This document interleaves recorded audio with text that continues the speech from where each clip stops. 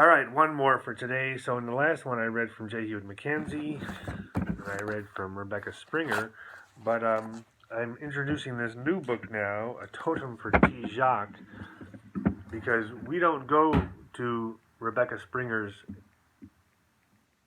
sphere. We don't go to J. Hewitt Mackenzie's sphere. We go to this sphere. This is what it's like where we go, which is to say, this region, Chicago, the Chicago region, but the year is 1734. All right? And there's no highways. People travel on the rivers. Just like in these books, they travel on boats and rivers. In this world, they travel in boats and rivers. So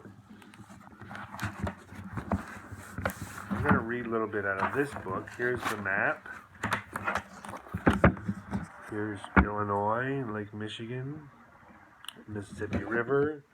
They start up in Montreal. They go through Lake Ontario. So there's a lot of travel on water in this book.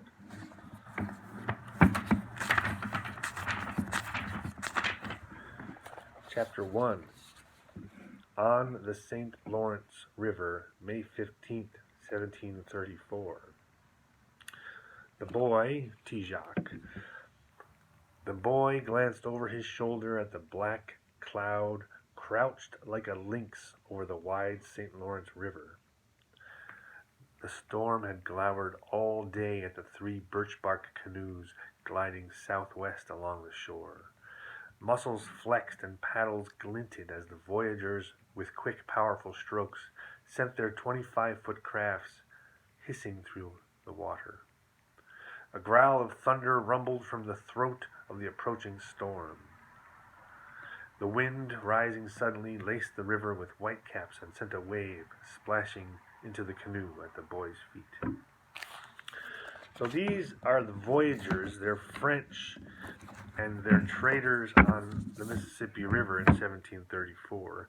And I want to point something out that I connect this with later, which is that I'm here in Chicago, and there's something called the Battle of Chicago, or the Chicago Massacre, where Kinsey and William Wells were...